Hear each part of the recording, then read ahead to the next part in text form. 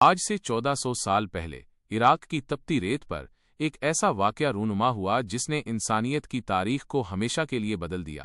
یہ ایک حقیقت ہے جہاں حق اور باطل کے درمیان ایک ایسا معرکہ ہوا جس کی مثال نہیں ملتی۔ یہ حقیقت ہے نواسۂ رسول حضرت امام حسین رضی اللہ عنہ اور ان کے عظیم ساتھیوں کی لازوال قربانی کی۔ یہ ایک ایسی حقیقت ہے جو ہر مسلمان کو جاننا چاہیے۔ رسول اللہ صلی اللہ علیہ وسلم کی وفات کے بعد اسلامی ریاست میں کچھ ایسے حالات پیدا ہوئے جہاں حکمرانی کے اصولوں سے انحراف شروع ہو گیا۔ یزید، جو اس وقت کے حاکم تھے، ظلم اور ناانصافی کا علمبردار بن چکا تھا۔ اس نے مطالبہ کیا کہ حضرت امام حسین رضی اللہ عنہ، جو رسول اللہ صلی اللہ علیہ وسلم کے جگر گوشے اور حق کے علمبردار تھے، اس کی بیعت کریں، مگر امام حسین رضی اللہ عنہ نے یہ بیعت قبول کرنے سے صاف انکار کر دیا، کیونکہ وہ جانتے تھے کہ یزید کی بیعت کا مطلب دین اسلام کی بنیادی اقدار سے سمجھوتا کرنا ہے۔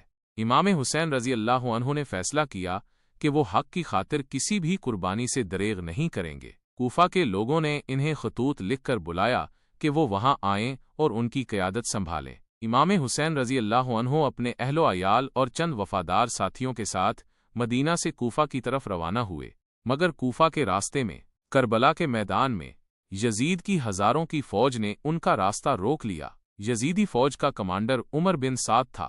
امام حسین رضی اللہ عنہ کے ساتھ تقریباً بہتر افراد تھے، جن میں چھوٹے بچے، عورتیں اور بزرگ بھی شامل تھے۔ انہیں کئی دنوں تک دریائے فرات کے پانی سے محروم رکھا گیا تاکہ وہ پیاس کی شدت سے مجبور ہو کر یزید کی بیعت کر لیں، مگر امام حسین رضی اللہ عنہ کا عزم پہاڑ سے بھی زیادہ مضبوط تھا۔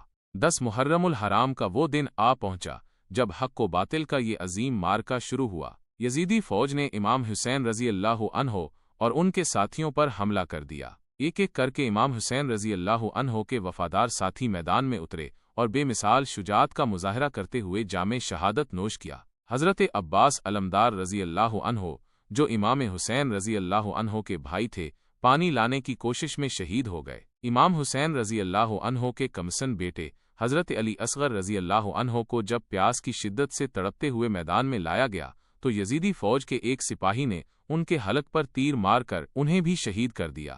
بالآخر حضرت امام حسین رضی اللہ عنہ تنہا رہ گئے، مگر ان کے چہرے پر خوف کے بجائے عزم و ہمت اور صبر کی چمک تھی۔ آپ نے آخری جنگ لڑی اور نہایت بہادری سے مقابلہ کیا۔ یزیدی فوج کے بے شمار حملوں کے بعد امام حسین رضی اللہ عنہ کو بھی شہید کر دیا گیا۔ آپ کا سر مبارک نیزے پر اٹھا کر کوفہ اور پھر دمشق لے جایا گیا۔